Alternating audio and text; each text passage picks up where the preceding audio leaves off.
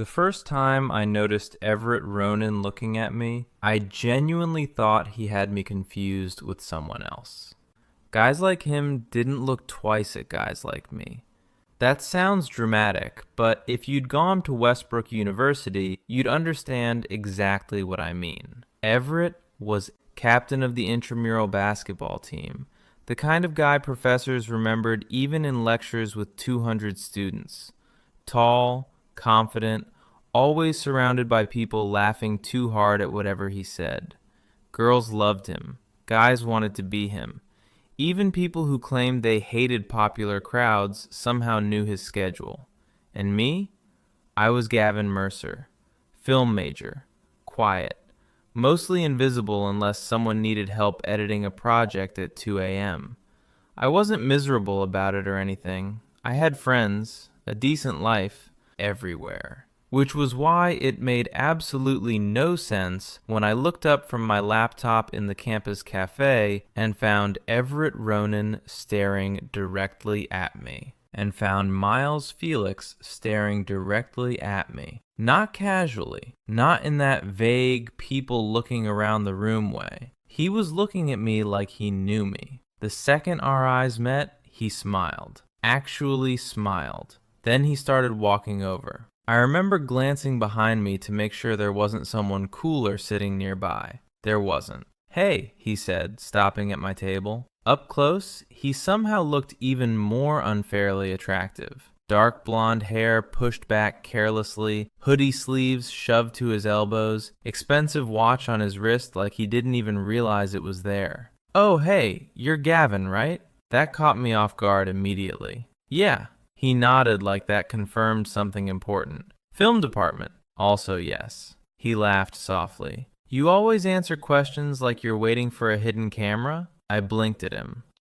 Honestly, my brain had stopped functioning around 30 seconds earlier. "I've seen your short films online," he continued. "The black and white one about the train station? That was sick." I stared at him. Not because the compliment was unbelievable, okay? Partly because of that, but because I knew for a fact almost nobody watched those videos besides exhausted film students and my mom. "You watch my stuff?" "Yeah," he shrugged casually. "You're really good." Something about the way he said it felt genuine. No irony, no fake politeness. And somehow that made me even more nervous. "Oh, I managed. Thanks." He leaned one hand against the table. "Actually, I wanted to ask you something." Of course he did. This was the part where reality corrected itself. He probably needed help editing some fraternity promo video or wanted free equipment advice. Instead, he said, "You busy Friday night?" My brain completely short-circuited. "What?" "Friday," he repeated, smiling slightly. "You busy?"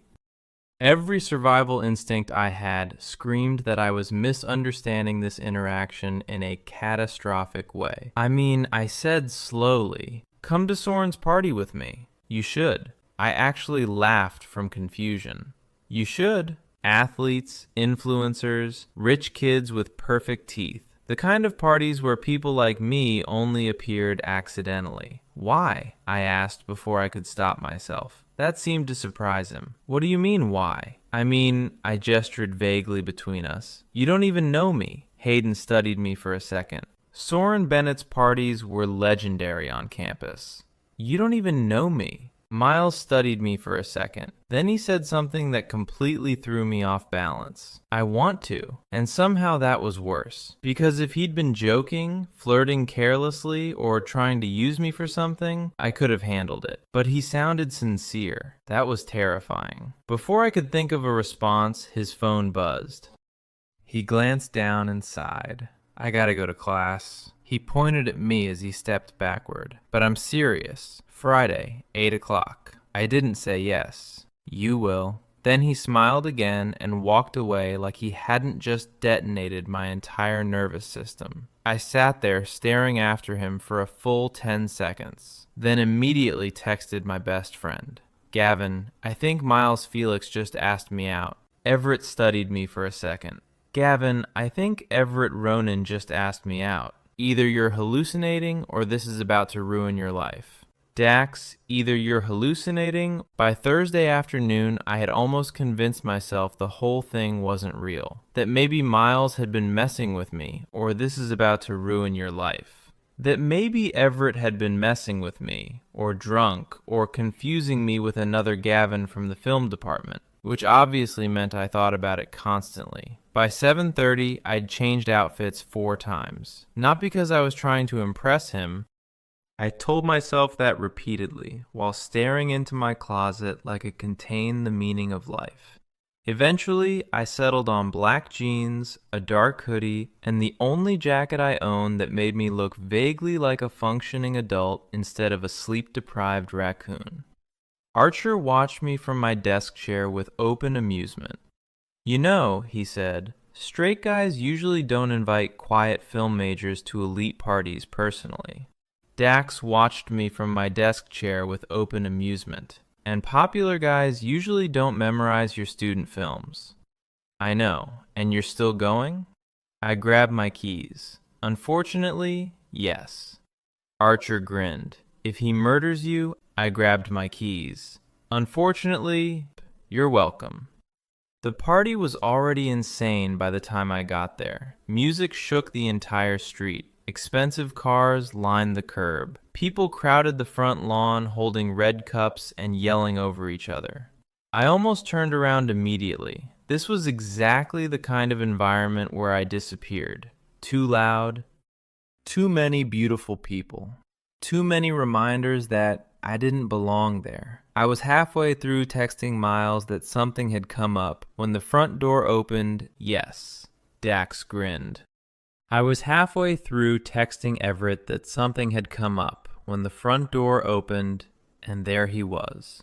Gavin. The way he said my name hit me harder than it should have. He walked straight past the group of girls trying to talk to him and stopped in front of me. "You came." I blinked. "You invited me." "Yeah, but I wasn't sure you believed me." I honestly didn't know what to say to that. Up close, he smelled faintly like cologne and cold night air. His hoodie sleeves were pushed up again, revealing strong forearms that immediately made my brain unhelpful. "Come on," he said. "You're with me." Those 3 words did something deeply embarrassing to my nervous system. Inside the house was chaos. Bodies everywhere. Music loud enough to shake my ribs. Someone nearly crashed into me carrying a bottle of vodka before Miles casually caught my shoulder and guided me out of the way. That tiny touch shouldn't have mattered. It like he'd been waiting for me. Someone nearly crashed into me carrying a bottle of vodka before Everett casually caught my shoulder. He laughed. Good answer. And guided me out of the way. "People are staring," I muttered quietly. "Bro, where have you been?" He acknowledged everyone effortlessly, but what completely threw me off was this. Everett glanced around once. "Everett." Ace. "Bro, where have you been?" He acknowledged everyone effortlessly. He stayed close enough that I was still included. If someone interrupted me while I was talking, Miles redirected attention back immediately. It was subtle, natural, but what completely threw me off was this. If someone interrupted me while I was talking, at one point we ended up in the kitchen while people shouted over beer pong nearby. Miles handed me a drink. "You okay?" Honestly. Everett redirected attention back immediately. At one point we ended up in the kitchen while people shouted over beer pong nearby. He shrugged. "Not really. That surprised me enough that I forgot to be nervous for a second." "You're like the king of campus." He groaned immediately. "Please never call me that again." I laughed despite myself. "There it is," he said softly. "What? That laugh?" He smiled a little. "You barely do it unless you forget to overthink first." My stomach dropped because that was weirdly accurate. Before I could respond, a girl appeared beside him and wrapped both arms around his shoulder dramatically. "Miles, we're taking shots upstairs." She finally noticed me. "Oh, hi. Hey." Everett handed me a drink. Before I could respond, a girl appeared beside him and wrapped both arms around his shoulder dramatically. "You coming?" she asked Miles again. "Nah." She raised an eyebrow. Seriously? I'm good. That seemed to genuinely shock her. Everett, we're taking shots upstairs. Okay, she said slowly. Have fun. The second she disappeared upstairs, you coming? She asked Everett again. She looked at me one more time before smirking slightly at Everett like she'd figured something out. He leaned against the counter, studying me in a way that made it impossible to breathe normally. Because I'd rather be here, talking to you. No hesitation, no embarrassment, just direct honesty. I looked away first. That seemed to amuse him. You do that a lot too, he murmured. Do what? Avoid eye contact when you're nervous. I'm starting to think you've been observing me like a wildlife documentary. He grinned. Maybe. My heart was beating way too fast now. There was no logical explanation for this anymore. No prank lasted this long. No popular guy looked at me like this for no reason, which left only one possibility. And honestly, that possibility scared me more than anything else. Because if Miles Felix actually liked me, I had absolutely no idea what to do about it. At some point around midnight, the party got too loud even for Miles, which was saying something. Because if Everett Ronan actually liked me, I had absolutely no idea what to do about it. At some point around midnight, the party got too loud even for Everett, Miles said, leaning against the railing beside me. You say that like you aren't personally responsible for half the crowd being here. He smiled faintly. That's exactly why it gets unbearable, which was saying something. Told you this place gets unbearable, Everett said, leaning against the railing beside me. The backyard lights cast everything in soft gold. For the first time all night, it felt quiet enough to think. Unfortunately, thinking was becoming dangerous around him. Especially because now that we were alone, I could feel the shift between us more clearly. Inside the party, there had been distractions, noise, movement. Out here, there was just him, looking at me in that impossibly focused way. So, he said after a second, you always avoid parties like this? Usually. Why? I shrugged. Not really my scene. That's not an answer. I glanced at him. You always interrogate people this much? Only interesting ones. There was that directness again. No games, no pretending. I genuinely didn't know how to handle someone like that. I don't know, I admitted finally. Places like this make me feel invisible. His expression changed immediately. Gavin. The way he said my name was quieter this time. You are literally the least invisible person I've noticed all semester. My throat tightened unexpectedly because he sounded serious. And the scary part? I believed him. Before I could respond, the porch door slid open behind us. Guys stumbled outside, laughing loudly. Everyone's looking for you. Tragic. Immediately recognizing Everett. Dude, everyone's looking for you. His expression shifted slightly. Not rude exactly, just confused. Oh, sorry man, didn't know you were busy. Something about the tone made heat creep up my neck. Busy, like I was interrupting something. Or worse. Tragic, Everett replied dryly. Or worse, like Everett usually didn't spend time alone with guys like me. The awkward silence lasted maybe 2 seconds before Everett casually said, We are busy. The confidence in his voice stunned even me. His friends definitely noticed too. One of them raised an eyebrow slowly. Another exchanged a look with the first guy. The confidence in his voice stunned even me. Well, the guy said eventually, we're heading downtown after this if you want to come. Nah, you sure? The implication hit all of us at the same time. His friends left a minute later, throwing him increasingly suspicious looks on the way out. The second the door shut again, I stared at him. You know they think something's happening here now. Miles didn't even blink. Everett glanced at me once before answering. You know they think something's happening here now. That completely destroyed my ability to speak. He watched my reaction carefully, then laughed softly under his breath. You get this look every time I say something honest. What look? Like you want to run away and stay at the same time. Unfortunately accurate. I rubbed the back of my neck nervously. You're very intense.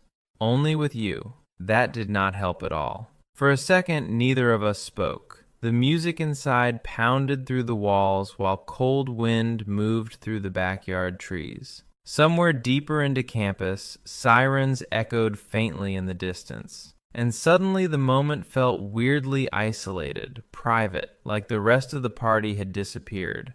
Can I ask you something? I said carefully.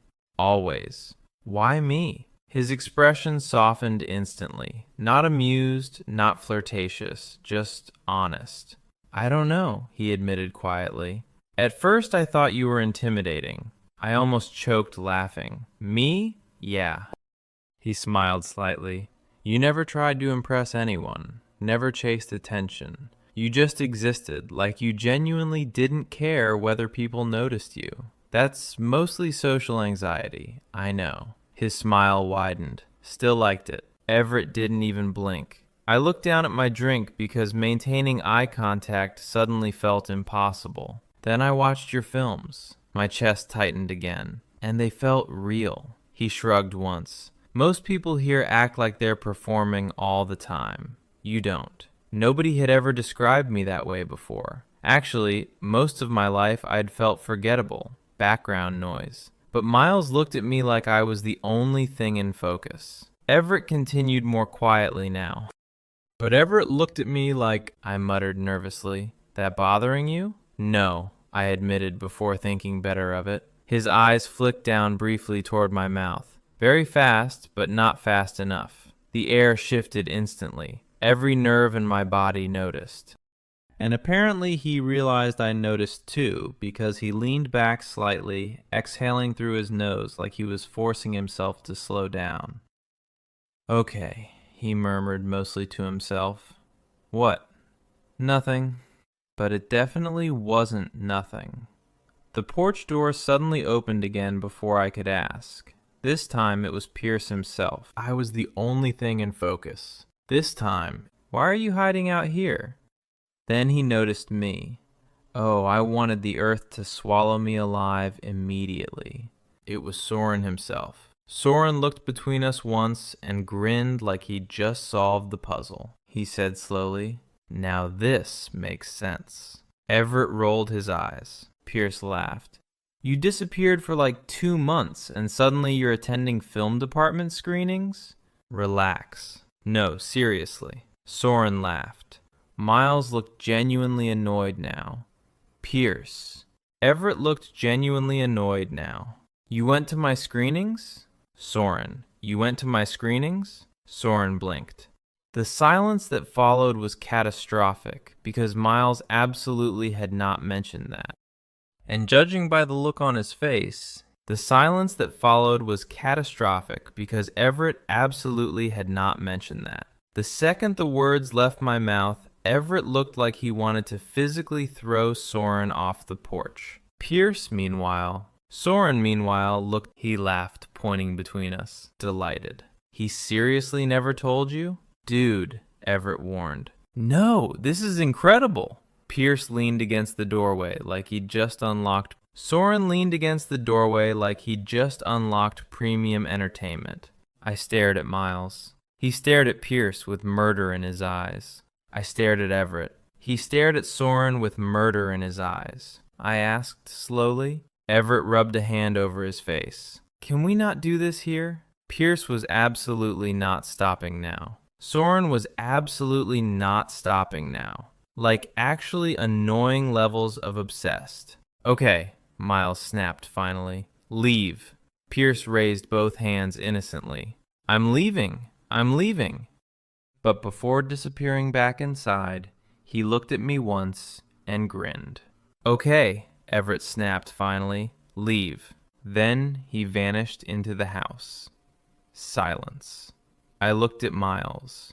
Miles looked very intensely at the floorboards. You were never going to mention that, I asked carefully. He exhaled slowly. Probably eventually. You sat through 3 hours of student films for me. When you say it out loud, it sounds worse.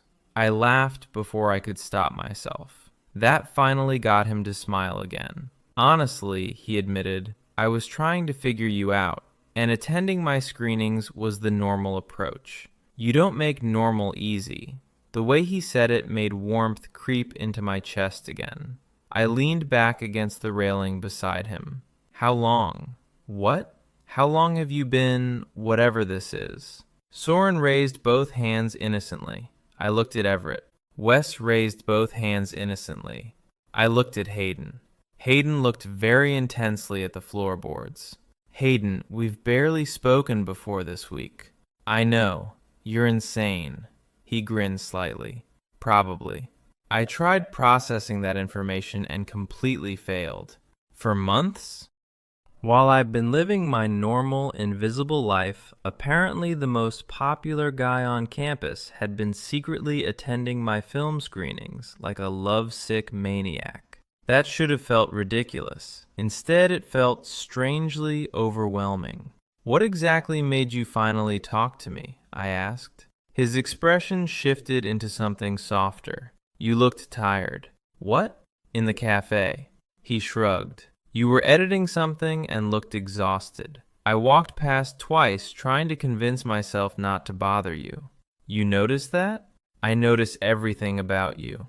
My stomach flipped so violently it was embarrassing. Everett looked very intensely at the floorboards. Everett, not confidently, and definitely not someone like him. For a second, we just stood there again in the cold night air, looking at each other too long. Then Hayden said quietly, I think you're nervous because you assume I'm joking. I opened my mouth, closed it again. Because unfortunately, he was right. I don't get why you like me, I admitted finally. That answer came instantly. I really do. No, I mean seriously. I laughed nervously. Look at you, he frowned slightly. What about me? You could literally date anyone here. Don't want anyone here. The directness hit like a punch every single time. I looked away again automatically and immediately heard him laugh softly. There it is again. What? That thing where you hide when someone says something nice about you? I groaned. Can you stop analyzing me like a psychology project? We've barely spoken before this week. Then Everett said quietly, I think you're nervous because you assume I'm joking. I groaned. Can you stop analyzing me like a psychology project? No, he smiled. You're interesting. I shook my head, trying unsuccessfully not to smile back. That seemed to make him relax slightly too. Like every time I laughed, some tension left his shoulders. Eventually, the music inside shifted louder again, and someone shouted Miles's name from another room. Neither of us moved. You know, I said carefully, people are definitely talking about us now. Good, I blinked. Good? His expression turned unexpectedly serious. Gavin, Eventually, the music inside shifted louder again, and someone shouted Everett's name from another room. Some tension left his shoulders. Eventually, the music inside shifted louder again, and someone shouted Hayden's name from another room. Because if this was real, if Everett Ronan actually wanted me, I said quietly, yeah.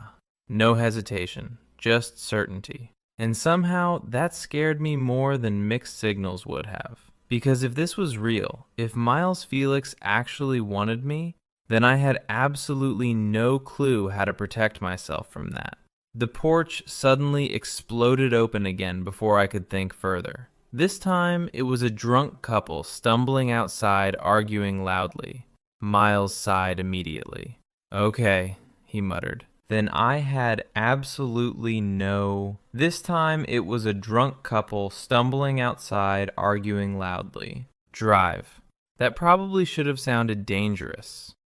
Instead, I nodded almost instantly. And judging by the look on his face, that answer affected him way more than he expected. The drive started quietly. Not awkward quiet. Just the kind where both people are still recovering from whatever almost happened back there. Miles drove with one hand resting loosely on the steering wheel. Everett sighed immediately. Everett drove with one hand resting loosely on the steering wheel, city lights moving across his face in flashes of gold and shadow. The car felt warm compared to the cold outside. "You listen to this?" I asked eventually. He glanced at me once. "You put half these songs in your films." That should not have affected me as much as it did. "You seriously pay attention to everything." "Told you."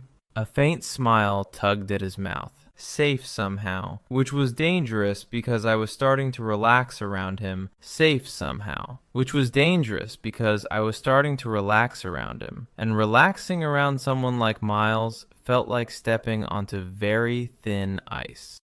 After 10 minutes, we ended up parked near the overlook above campus where people usually came late at night to think dramatically about their lives. The city stretched below us in scattered lights. For a second, neither of us moved. Then Miles leaned his head back against the seat and exhaled slowly. And relaxing around someone like Everett felt like stepping onto very thin ice. "You escape parties here often?" "Only when they get fake." Something about that answer felt more honest than anything he'd said all night. "You really hate all that attention, huh?" He shrugged. "I got used to it." Then he glanced at me. "Doesn't mean I like it." I studied him carefully now. Then Everett leaned his head back against the seat, still magnetic, but quieter, less performed.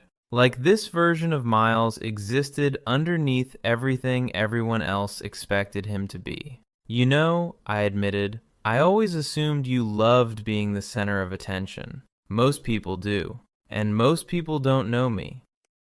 The way he said it landed heavier than I expected. For a while, we just sat there, listening to distant traffic below campus. Then Miles asked softly, "Can I tell you something weird?" "Depends how weird." He smiled faintly. "The first time I saw you, you were asleep in the library." I turned toward him immediately. "Excuse me?" "You were editing at one of those back computers at like 2 o'clock in the morning." He laughed under his breath. "Your laptop was still open, and you passed out with headphones on." "Oh my God." "I covered your screen because some guys nearby were taking pictures." That stunned me completely. "What?" "They were making fun of your film project." His jaw tightened slightly at the memory. "So I told them to leave." I stared at him in disbelief and exhaled slowly. October again. Apparently my life had secretly become a romantic thriller months ago without anyone informing me. "You never said anything?" "You looked exhausted." He shrugged. "Didn't want to embarrass you." Something warm and painful twisted in my chest. Because that was such a small thing. Quiet. Careful. Nobody did things like that for me. Especially not someone like him. Miles. He looked over and suddenly the air changed again. It kept happening every time we looked at each other too long. Like something invisible tightened between us. "You're thinking too hard," he murmured. Like this version of Everett existed underneath everything everyone else expected him to be. I had the exact same problem with you. My pulse skipped embarrassingly hard. Then his expression softened. "Can I ask you something now?" "Okay. Why do you always look surprised when I'm nice to you?" The question hit harder than expected. I looked away toward the city lights below campus. "I don't know," I lied. Miles watched me quietly for a second. Then very gently, "Yeah, you do." The worst part was he was right again. I swallowed hard. "It's just," I laughed nervously. "Guys like you usually don't notice guys like me." His expression changed instantly. Not offended, almost sad. "Gavin," he said quietly, "I need you to understand something." I looked back at him. "You have absolutely no idea what you look like through other people's eyes." The sincerity in his voice completely wrecked me. Then Everett asked softly. He sounded genuinely frustrated that I couldn't see myself properly. "You walk into rooms acting like you should apologize for existing," he continued softly. "Meanwhile, every person around you notices you immediately. That's definitely not true. It is for me. Silence. Heavy silence this time. The kind where both people know something important is happening. Miles's eyes flicked down toward my mouth again. Slower this time. Like he wasn't trying to hide it anymore. My heartbeat turned uneven instantly. You keep doing that, I whispered before thinking better of it. Doing what? Looking at me like I lost the sentence halfway through. But apparently he understood anyway. Because his voice dropped lower when he answered. Like I want to kiss you. The entire car went silent. Every nerve in my body noticed those words. Neither of us moved, and somehow that felt even more intense than if he had touched me. You say things very directly, I managed quietly. His eyes stayed locked on mine. Only because I spent 4 months not saying them at all. That completely destroyed whatever stability I had left. For a second, I genuinely thought he might kiss me right there. I think he thought about it too, because his breathing shifted slightly, because the tension between us became almost unbearable. But then he leaned back slowly instead, running a hand through his hair like he was trying to regain control of himself. Sorry, he murmured. For what? Can I tell you something weird? Especially not someone like him. And honestly, that might have been the exact moment I started falling for him too. After that, neither of us trusted ourselves enough to stay in the car much longer, which honestly felt ridiculous considering nothing had technically happened. No kiss, no touching, just Miles looking at me like I was something he'd wanted for months, and me realizing I wanted him too. The drive back to campus was quieter now, but not uncomfortable. If anything, the silence felt heavier, aware. Every accidental brush of his hand against the gear shift made my brain short circuit. At one red light, he glanced over and caught me already looking at him. Neither of us looked away immediately. That tiny moment somehow felt more intimate than anything else tonight. You're doing it again, he murmured. What? Thinking. I smiled nervously. Can you blame me? Everett. Everett watched me quietly for a second. Everett's eyes flicked like he was trying very hard not to scare me off. When we got back near campus, he parked outside my apartment building instead of the party. So, I said quietly, you officially abandoned Pierce's party for me. Best decision I made all week. I laughed under my breath. Then the silence returned again. Not awkward, just down toward my mouth again. Just Everett. Because now we were sitting alone in the dark outside my building with too many unfinished thoughts between us. You know what's weird? I admitted finally. What? I'm usually really good at reading people. Miles leaned slightly against the driver's door. And I cannot figure you out at all. That made him smile faintly. Good. How is that good? Because everyone else thinks they know me after 30 seconds. His eyes met mine. You actually try. That hit somewhere deep in my chest again. I hated how easily he could do that. One honest sentence, and suddenly I felt emotionally compromised. You make this very difficult, I muttered. You have no idea. The way he said it made heat crawl up my neck immediately. Then, before I could recover, he asked quietly, Can I be honest about something else? Apparently stopping you isn't possible, so sure. He laughed softly, then grew serious again almost instantly. When you walked into that party tonight, he paused briefly. I forgot how to act. My heart stumbled. What? Looking at me like I was something he'd wanted for months. He shook his head slightly. Then you showed up and I couldn't think straight for like 10 minutes. That was absurd. Actually absurd. You're Miles Felix, I said. You literally flirt with people accidentally. No. His eyes stayed locked on mine. Not like this. The sincerity in his voice completely unraveled me. Because for the first time all night, I realized something terrifying. He was nervous too. Not socially, not generally, just with me. And somehow that made everything feel real in a way I couldn't ignore anymore. You seriously like me, I said softly, mostly to myself. His expression shifted immediately. Yeah, he answered just as softly. I seriously do. So, I said quietly, You officially abandoned Soren's party for me. And suddenly I understood why this felt so overwhelming. Because my entire life, attraction had always felt uncertain, careful, hidden. But Miles looked at me like liking me was the easiest thing in the world. That kind of certainty was almost impossible to process. I realized too late that I'd gone quiet for too long. "You okay?" he asked immediately. "Yeah," I exhaled slowly. "Just try not to freak out." That made him smile again, softer now. "You want to know a secret?" "Sure." Everett leaned slightly against the driver's door. "Actually absurd. You're Everett Ronan," I said. But Everett looked at me like liking me was the easiest thing in the world. Is deeply upsetting information. "It gets worse." He grinned slightly. "Pierce threatened to do it for me because I was taking too long." I laughed so hard I had to look away. And the second I did, Miles went quiet. When I looked back, he was staring at me again.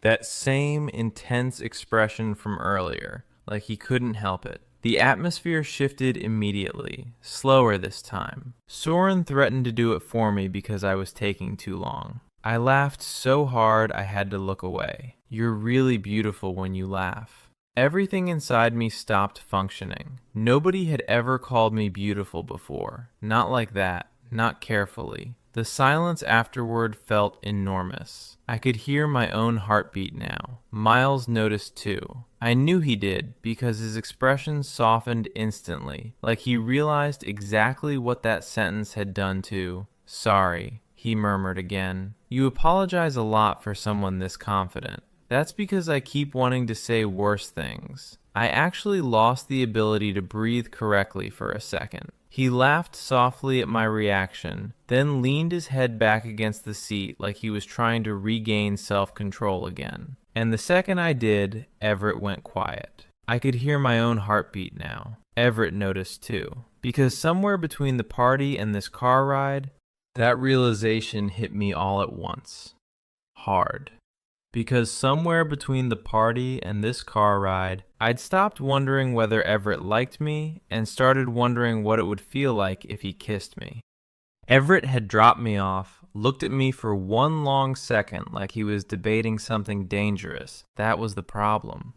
Miles had dropped me off, looked at me for one long second like he was debating something dangerous, then simply said, "Text me when you get upstairs." Then simply said, "Text me when you get upstairs." That was it. Just concern. Which somehow affected me more than if he'd actually kissed me goodnight. "Gavin, alive." His reply came instantly. "Alive." His reply came instantly. "Miles, good." "Everett, good." "Everett." Then another appeared. "Miles, also I still want to kiss you, just so we're clear." "Also I still want to kiss you." Dax looked up from across the room immediately. "I think Everett Ronan is trying to kill me psychologically." Dax sat upright instantly. "What happened?" Unfortunately for me, he got the entire story, including the drive, including the beautiful comment, including the fact that apparently Everett had been secretly obsessed with me since October, like some emotionally intelligent stalker. Including the drive, including the beautiful comment, including the fact that apparently Miles had been secretly obsessed with me since October, like some emotionally intelligent stalker. By the end, Archer looked deeply unwell. By the end, Dax looked deeply unwell. The worst part, Dax was probably right, and somehow that made me even more nervous, because I didn't know how to trust something this good. He wants you so bad, it's embarrassing. The worst part, Archer was probably right, and somehow that made me even more nervous, because I didn't know how to trust something this good. The next morning, I woke up to another text. "Everett, coffee?" "Everett." I waited 4 months, actually. Just one word, but my entire chest tightened anyway. "Gavin." I laughed out loud before I could stop myself. Dax groaned from his bed. Nolan groaned from his bed. An hour later, I found Hayden outside the same campus cafe where this whole disaster had started. An hour later, I found Everett outside the same campus cafe where this whole disaster had started. It was subtle, quick, but unmistakably real. The second he spotted me, his expression softened in that now familiar way that made my heart beat weird. It was subtle, quick, but unmistakably real, and suddenly I understood why people liked him so much. Because when Miles focused on you, it felt like sunlight. "Hey," he said quietly as I approached. "Hey." For half a second, neither of us moved. Then he handed me a coffee exactly how I ordered it. I blinked. "How do you know my order?" His mouth twitched slightly. "You always get the same thing during editing nights. You are terrifying." "You still came." "Fair point." We sat near the window while students rushed past outside in the cold morning air. And suddenly I understood why people liked him so much. Because when Everett focused on you, it felt like sunlight. One leaned toward the other and whispered something while looking between me. At one point, I caught two girls staring openly from another table. One leaned toward the other and whispered something while looking between me and Miles. I immediately looked down at my drink. Miles noticed. "You okay? People are looking." So this is weird." "What is?" I gestured vaguely between us. His expression turned thoughtful for a second, then unexpectedly gentle. "Gavin," he said quietly, "are you embarrassed to be seen with me?" My head snapped up instantly. "What? No." "Then what's wrong?" I opened my mouth, closed it again, because the truth sounded pathetic out loud. I rubbed the back of my neck nervously. "I'm waiting for this to stop feeling temporary." And Everett. I immediately looked down at my drink. Everett noticed. Then Everett said very carefully. I stared down at my coffee. "Guys like you usually don't pick guys like me seriously." Silence. Then Miles said very carefully, "Can I tell you what's been driving me insane since October?" I looked up slowly. "You genuinely have no idea how attractive you are." The sincerity in his voice hit so hard it almost hurt. "I'm serious," he continued. "You walk around acting invisible while every person in every room notices you. That's definitely not true. It was true for me the first day I saw you. Can I tell you what's been driving me insane since October?" I looked up slowly. I laughed nervously. "I don't know." "Like what?" "Special." His expression softened instantly. "You are." No hesitation, no embarrassment, and I realized something terrifying in that moment. Everett wasn't flirting casually anymore. He was trying to convince me to believe him. But Everett? Everett looked at me like he'd already made up his mind months ago. But Miles? Miles looked at me like he'd already made up his mind months ago. Everything changed after that conversation. Not dramatically, not all at once, but suddenly Miles stopped acting like someone hoping I might eventually like him back, and started acting like someone who already knew, which was somehow even more dangerous. Over the next 2 weeks, he became impossible to avoid on campus. Everett stopped acting like someone hoping I might eventually like him back, showing up at film department screenings like he belonged there now. The first time that happened after our party night, I was setting up equipment before a student showcase when Dax suddenly grabbed my arm hard enough to bruise.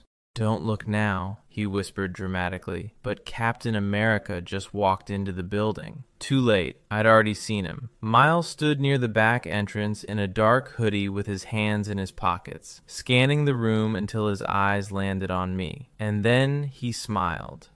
Not the social smile everyone else got. Everett stood near the back entrance in a dark hoodie with his hands in his pockets. A few nearby film students immediately turned to stare at me. "Oh my God," one girl whispered. "He came for you." Heat flooded my face instantly. Miles walked over casually like none of this was insane. Everett walked over casually like none of this was insane. Because it was such a small gesture, but somehow incredibly intimate. Before my brain could process what was happening, he reached up and fixed the collar of my jacket gently. The entire room collectively stopped breathing, including me, because it was such a small gesture, but somehow incredibly intimate. Miles noticed my expression immediately. "Too much?" he asked softly. I shook my head before thinking better of it. Everett noticed my expression immediately. Afterward, he was holding back constantly. Not because he wasn't sure what he wanted. People kept approaching me with increasingly suspicious smiles. Dax looked especially unbearable. "When exactly were you planning to mention that the hottest guy on campus is fully in love with you?" "He is not." Dax stared at me, then pointed across the room where Everett was currently waiting by the door, watching me like I personally hung the moon. "Gavin." "Okay, fair." Outside, Archer stared at me, then pointed across the room where Miles was currently waiting by the door, watching me like I personally hung the moon. "Gavin." "Okay, fair." Outside, cold air hit us immediately. "You hungry?" Miles asked. "Always." "Good." We ended up walking downtown to a tiny diner near campus that stayed open late for students. Cold air hit us immediately. "You hungry?" Everett asked, and somehow, sitting across from him in a booth at 1 o'clock in the morning felt more intimate than the party ever had. No audience, no noise, just us. At one point, Miles caught me staring. "What?" I looked down immediately. "Nothing." He smiled knowingly. "You stopped looking away as fast. That sounds fake." "Nope." He leaned slightly closer across the table. "You're getting more comfortable with me." The scary part? He was right again. Somewhere along the way, being around him had stopped feeling impossible. Now it just felt good, which honestly might have been worse. "You know what I realized today?" he asked quietly. "What?" "You trust me now." The honesty of that observation caught me off guard. Because I did, without even noticing when it happened. I studied him across the booth for a second before asking carefully, "What happens if I do?" His expression changed immediately, softer, more serious. "Then I keep trying to deserve it." That sentence hit somewhere deep inside me. Nobody had ever spoken to me with this kind of care before, like my feelings were something valuable to protect. At one point, Everett caught me staring. At some point, Everett smiled suddenly like he'd remembered something. "What?" "You know what Soren said to me after the party?" I'm scared already. "He told me if I messed this up, he was switching sides in the breakup." I laughed so hard, people turned to look at us. And once again, Everett got that expression every time I laughed. That impossibly soft look, like he couldn't believe he caused it. And once again, Miles got that expression every time I laughed. That impossibly soft look, like he couldn't believe he caused it. The realization hit me suddenly and all at once. "Oh my God," I muttered. "What? You really fell first." A guy like Everett Ronan openly liking me this much? Should I be? Honestly, the answer should have been yes.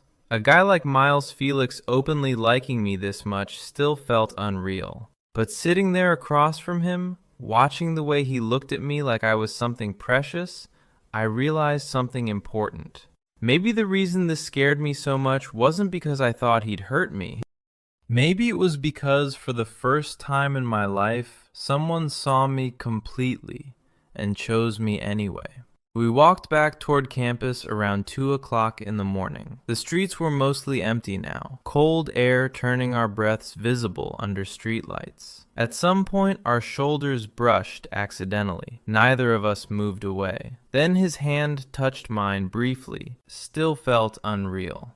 Everett's expression stayed calm, but I could see tension underneath it now. Miles's expression stayed calm, but I could see tension underneath it now. Nervousness, waiting. And suddenly I understood something that completely melted my heart. For all his confidence, nervousness, waiting. Carefully, I shook my fingers with his. The second I did, Miles stopped walking. I looked up immediately. He was staring at our hands like the contact meant more than he knew how to explain. Then he looked at me, and I swear nobody had ever looked happier in their entire life. "Okay," he said quietly, almost laughing to himself. "Wow." I smiled nervously. "You good?" "No."